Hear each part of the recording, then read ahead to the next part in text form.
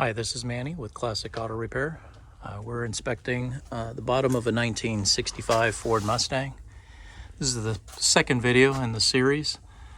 And what we're looking for here underneath the car is any problematic areas, things that need to be addressed that normally you just don't see because you don't have a car up on a lift like this. One of the complaints the customer has is that he felt a little dizzy and thought that maybe there was a leak in the exhaust system. So we're going to double check everything here on the exhaust. It looks like it's a new system, so I doubt it has anything to do with rust or the seam joints. They all look to be in good shape. So I'll be looking at other things that will be causing the fumes to build up in the car. And normally that'll be things like holes in the firewall. Up here on the firewall that connects the inside and outside of the cabin, there's a lot of gaskets and O-rings, and if those plugs are not sealed up, for example right there, if those have leaks and openings to where exhaust fumes can get into the inside of the cabin, then we want to make sure to get those sealed up so that you don't have any CO2, carbon monoxide, getting into the vehicle and basically poisoning yourself. So we want to make sure that gets addressed. Another area is right here along the floor pans. You want to look for these plugs to make sure that they're installed. The seat plugs actually is just access for the bolts on the seats, but they don't go through all the way. So that's why you don't have to have them here. They're mainly just to keep the dust out, because there's no opening there. If you look down in there, you'll just see the stud for the seats. This one has the plug on this side. I'll just, like I said, I'll go over the car. I'll probably end up finding that there's some openings on the firewall that need to be addressed because the exhaust system seems to be in really good shape here, and I don't see any issues there.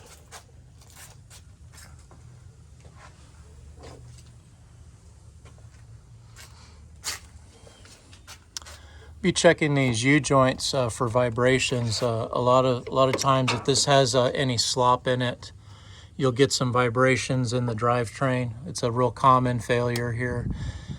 Make sure everything's in good shape there. Rear end looks good. I don't see any leaking here. I do see a leaking wheel cylinder here. That's what that moisture is right here. So when we do the quote on the brakes, I'll be including replacing the rear brake shoes and wheel cylinders, because as these cars set, it's really a common failure is to have this wheel cylinder leak, and it leaks onto the brake shoes, and then you have poor braking from the rear of the car. This is your vent hose. It shouldn't be cracked like that, so I'll be recommending replacing that with a new hose, because water and dirt will get into the rear end and that will cause problems here. Over here, this is what looks like a real dry rear backing plate. It doesn't really show signs of wheel cylinder leaking, but I'll be inspecting it more closely inside of the drum to make sure there's no problems. Usually, well, we always replace both sides when we replace brake shoes, so I'll definitely be in here regardless. And then if I'm putting one wheel cylinder on, I always just replace both, because it's labor-wise, it's more cost-effective to go ahead and take care of both sides of the axle when you're doing brakes. And you want them to apply and stop the same. That's why we always put new brake linings on both sides of the axle so that they stop at the same rate, because there's no way to adjust it individually. Leaf springs appear to be in good shape. I don't see any problem. The car sets correctly. No complaints. It's got some relatively new shocks on it. They look, really, really new. So there's nothing to really address on the rear axle except for those brake issues and the vent hose. I would always make sure that this hose is in good shape. It looks to be relatively new. And you want to check for burn marks or anything where it can touch on the exhaust pipe here, and it looks like it's clear. This is the rear of your transmission. This is always a common place for leaking, and it does have a little bit of seepage there. There's oil coming out of it, but not to a huge amount, so I think we're okay here. This is your shifter linkage right here, your emergency brake cabling. It's got a new rear transmission mount. That's good, because this is real common to be a failure on these Mustangs, is the rear transmission mount will be torn and causes all kinds of problems with the way that the drivetrain operates. You can see fluid right here. That's transmission fluid right there along all these bolts, and that just means that this oil pan is leaking. The gasket is failed, and we recommend, because this is the reported problem is the transmission is slipping. A lot of that could be due that the fluid is draining out and leaking out, and then the transmission doesn't have enough fluid in it, so then it starts to have a slip condition, and you want to make sure that that's full. Otherwise your clutches will burn up because you're slipping and you're not engaging completely. So when we take this off, we'll clean it, service it, put a new filter in there, add the correct fluid level, and then check for leaks again. Make sure that there's no problem there. This is your vacuum modulator. This has a seal in it. It almost always is leaking as well. It looks to be dry right now, so I think we're good. And you want to make sure that vacuum hose is connected and goes to the engine and is connected correctly, because this also affects how it shifts and will cause different erratic behavior if it's not operating correctly. Right here towards the back of the bell housing, there's a little bit of seepage and oil right there, which makes me think that the transmission seal could also be leaking at the backside of the torque converter. And we always put new seals in when we have these engines out, or when we take the trannies out. We always replace that seal. So unfortunately it's an expensive repair, so we'll look at it, and if it's not critical, it's not leaking excessively, we may hold off on that until a later date, until maybe sometime with the engine had to be pulled. Then we could take care of that and address that torque converter seal. We got some leaking right here towards the front. Now the color of this fluid here on this bolt, or this housing, is on both sides, and it's brown. So that's not a transmission problem. That's an engine oil leak. Normally they leak right here. This is the back of the oil pan. You can see right here, this is your oil pan. And on the back side where it connects the engine to the transmission is the crankshaft right there, and that's what bolts to the flywheel and then to the torque converter. There's a gasket, a seal that goes around the crankshaft, and they're notorious for leaking on cars when they set a while. That seal will dry up and crack, and as a result you'll get a failure here, and you'll get oil leaking along the bottom of the transmission bell housing. And if it's brown, then that means that rear main seal is more than likely leaking. Now if you see leaks on the side of the underneath the exhaust manifolds, running along the side of the block, if the starter has a bunch of oil on it, or these lines, and it's brown, then you know your valve cover gaskets are leaking. And in this case they're perfectly dry, so these valve covers way up here at the top, they're not failing. The gaskets are still in good shape. But it's something to keep an eye on. If you start to see an excessive amount of brown oil coming down the side of the engine, and it's above the oil pan, you know it's not the oil pan gasket. They tend not to leak up here at the top. They tend to leak here at the front or at the back. And this one does have a little bit of oil right here, a little bit of lubrication, but not excessive. You can see a little bit of oil right here on the side of the pan. But again, nothing, critical. People try to stop all the leaks, and you'll be spending a lot of money trying to keep all the drips from happening if you're not driving the car daily. Because again, you got to lubricate those seals. You got to keep the shafts that the seals ride in. They have to be clean and lubricated. And if you're not driving it all the time, then you're going to get things like this, where the leaks will start to develop because that seal inside of there has failed. And it failed because it was probably sitting or just had an old seal on it. These are real common repairs that we do. We replace the seal in here. We'll put new hoses on it because you can see the oil is leaking there. This crimped right here, this hose is starting to fail, so I would recommend putting a couple of pressure hoses on this, because this is real common.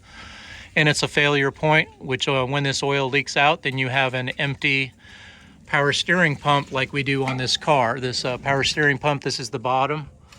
And when we checked it, it was empty.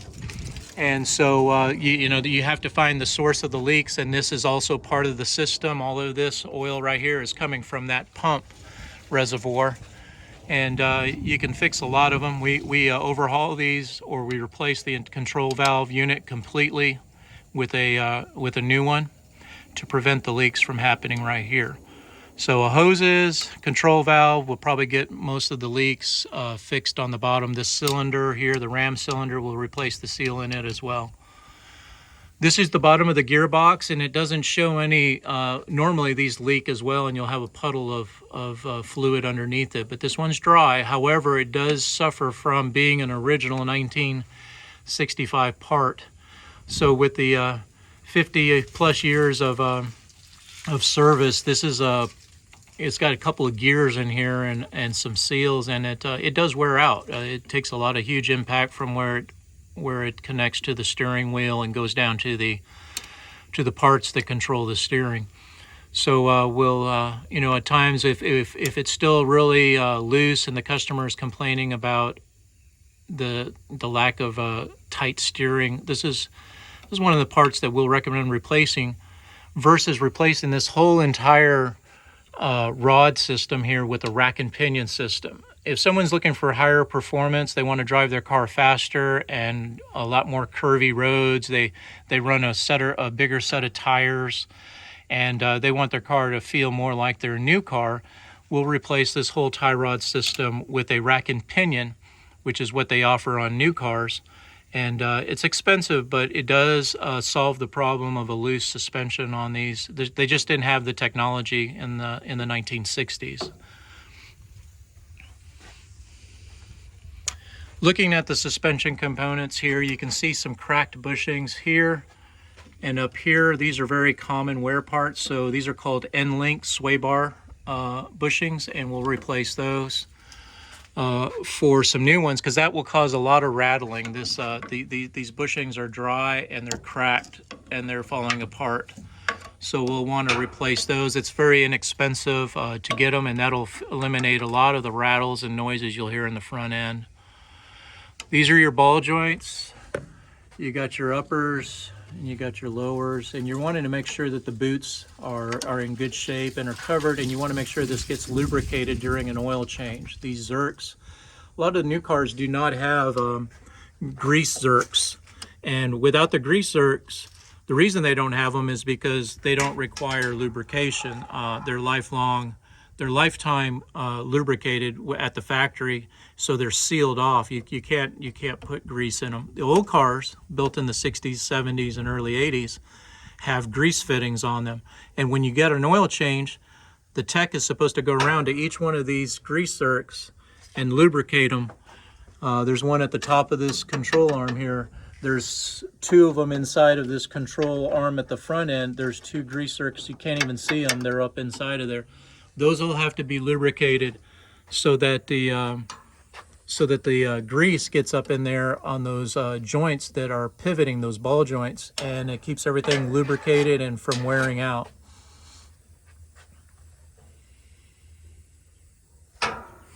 This is the fuel pump. In most of these cars, we replace the fuel pump with an electric fuel pump. All new cars use electric fuel pumps. They don't use mechanical because mechanical's prone to failure. It also has a rubber diaphragm inside of here, and when the car's set, you get that gasoline that just takes the oil out of the rubber in the diaphragm, and it cracks and gets hard. And then when you lose your fuel pump, the car is completely dead. It cannot be driven. There's no way to get gas from the fuel tank to the carburetor. So what we do is we eliminate this old technology, and we put a electric fuel pump in the back at the gas tank. We'll run a wire to the ignition, and just like on all new cars, the electric fuel pump will supply pressure through the fuel lines up here to the front, to the engine, and into the carburetor. Eliminating this part completely, we'll put a cap right here on the engine block and completely remove this part. It's just a better, more efficient way. If you ever noticed that you crank on the engine and it cranks, and you have to keep pumping on it and cranking on it, and eventually it starts. The problem is your fuel pump and the pressure bleed off in the fuel line. With an electric, it's almost an instant pressurization, and that car will start a lot faster because the fuel is already at the carburetor waiting to be injected into the engine. This is the bottom of the radiator hose. It looks to be, again, relatively new. I don't see any leaks. These are your trans cooler lines for the transmission cooler. They always have leaky hoses, and these ones are in good shape. I don't see any leaks there as well, so we're in good shape there. Again, one of my recommendations would be some kind of fan shroud, or again, the pusher fan, so that you increase the efficiency of just this very minimal cooling that this car has, especially when we look at air conditioning upgrades. We're going to want to do that.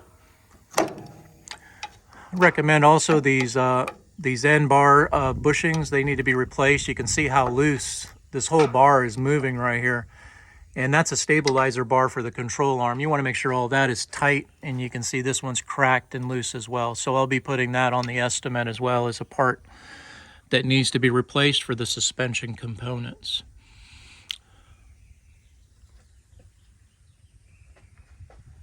Looks like it has a new wire harness in it, new sockets here, so the wiring is probably in pretty good shape. It may not be connected correctly. I'll be checking that. Grommets may be falling out of the holes. You can see where this one is supposed to be up in that hole right there, just like that. And the same problem on the other side over there. Like I said, it looks like it's had undercoating and everything done on the bottom of the engine of the car. Not only just the top was painted, but they did a real nice job of getting everything prepped and cleaned underneath the car. And I don't see any indications of rust or structural problems on the bottom of this 1965 Mustang. Anyway, this is Manny with Classic Auto Repair. I hope you enjoyed watching this inspection of a Mustang we have here at the shop. Bring your car in and we'll take a look at it as well. Thank you.